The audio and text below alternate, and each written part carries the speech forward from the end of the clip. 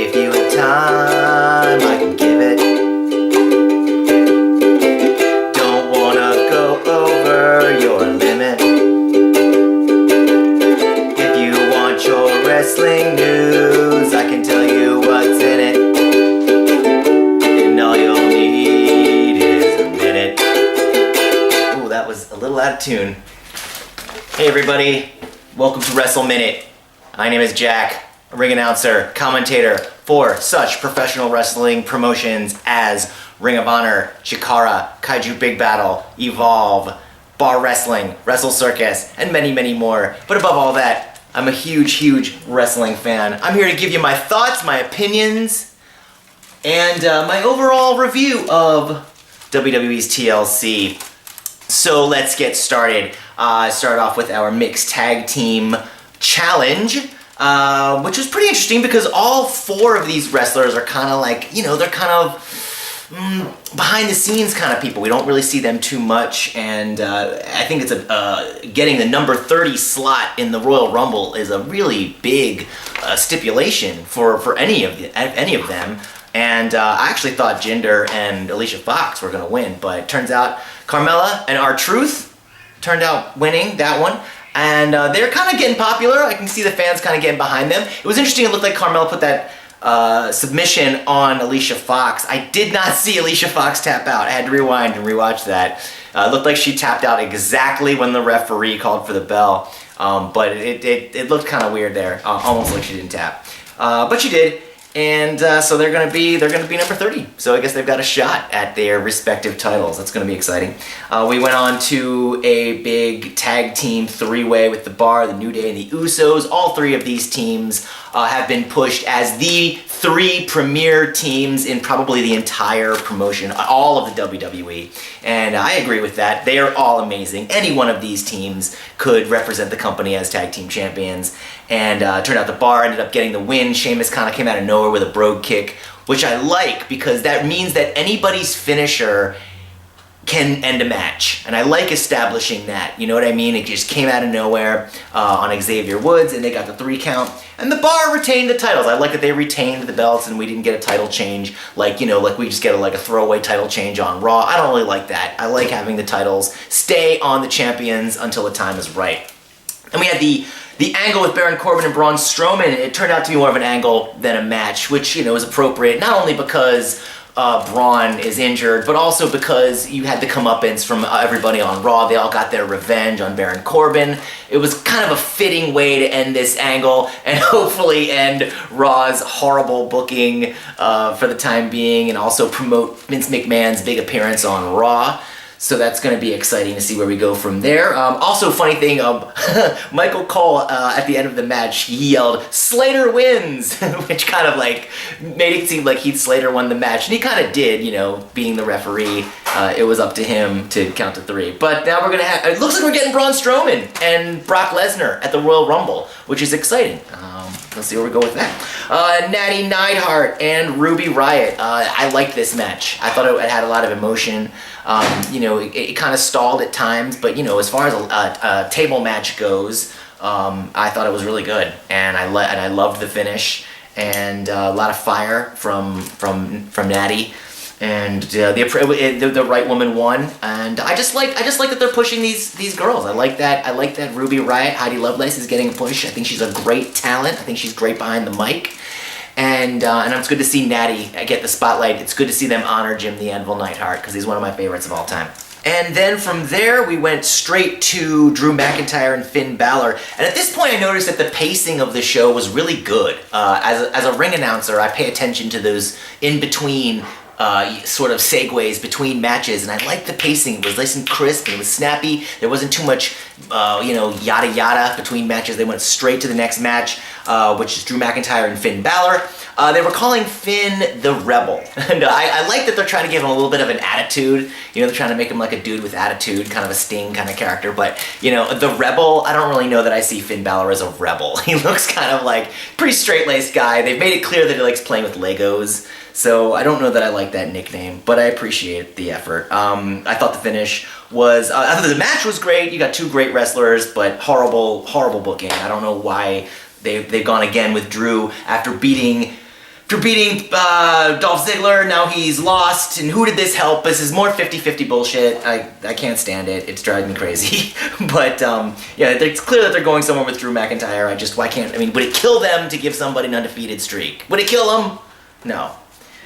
From there we went to Randy Orton and Rey Mysterio in a chairs match. Now, could somebody please explain to me what a chairs match is? I mean, I understand there's chairs all over the place, and they were using chairs, but what, if you use a table, you're disqualified? I don't get it. Like, maybe you should have to pin your opponent's shoulders to a chair or something like that, but establish what a chairs match is. It doesn't make any sense. It was basically a no DQ match.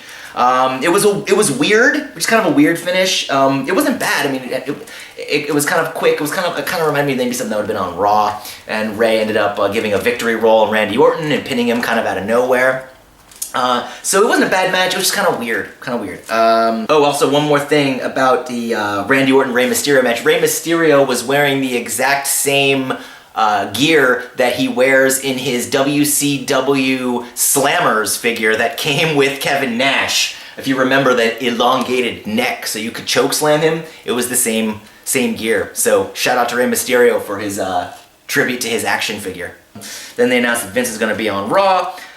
And then where we go from there? Okay, Ronda and Nia Jax was next. And Ronda comes out with the belt and she is just smiling her face off. Why? Stop smiling, Ronda. Like when that's why Becky Lynch is so over. She's so serious. She comes out and she's got this intense look on her face. And Ronda's coming out smiling and she's going to a photo shoot when she's in a match with a 300-pound, 6-foot woman. But after the intros, the match was great. I thought Ronda kind of carried Nia to a really good match, and it was the right finish. Definitely, I definitely think that Ronda needed this win, and it looks like they're finally punishing Nia Jax for what she did, because then backstage she just gets KO'd by Becky Lynch. And Tamina was no help whatsoever. Tamina might as well not have even been there. So yeah, thumbs up to Ronda versus Nia.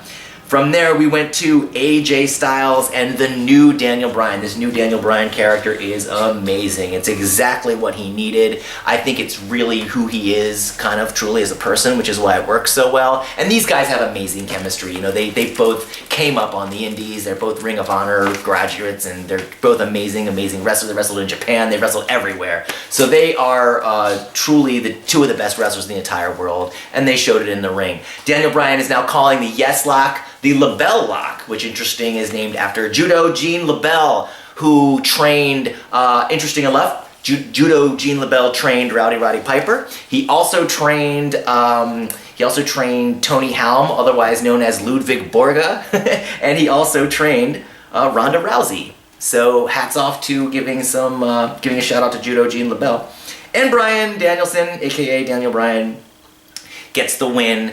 And I think that's what we needed. We did not need the title to change hands. Like I said before, I like keeping the title on the champion, keeping the champion strong going into the Royal Rumble.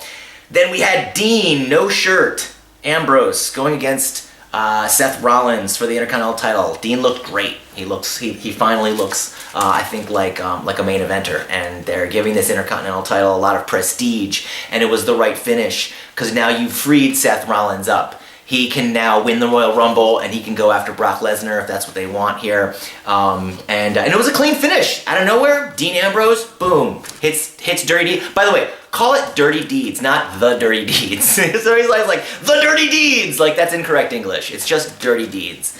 And he got the win. And yeah, that was a great match too. Well, that will take us to our main event of the evening. And boy, was it ever a main event. And I'm so glad that they gave the women this opportunity to shine, because this really was the match everybody was waiting for. Becky Lynch is truly the #1 star in this company. She reminds me of what Roddy Piper would have been had he been the champ, had Roddy Piper at some point won the belt in the 80s. I really feel like he would have overshadowed Hulk Hogan, and the fans would have gotten behind him, much in the same way they're behind Becky. And it had to end the show, because this is what everybody was waiting for.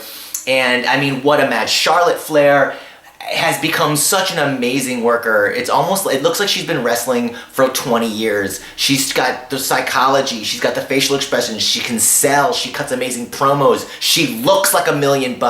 And Asuka, you don't need to say anything about Asuka. Asuka speaks for herself.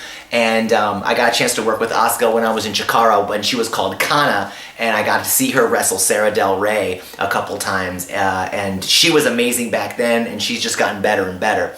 Becky Lynch is on fire. There's just no stopping Becky Lynch. In the ring, on the mic, but backstage, on Twitter, she is without a doubt the #1 wrestler in the world.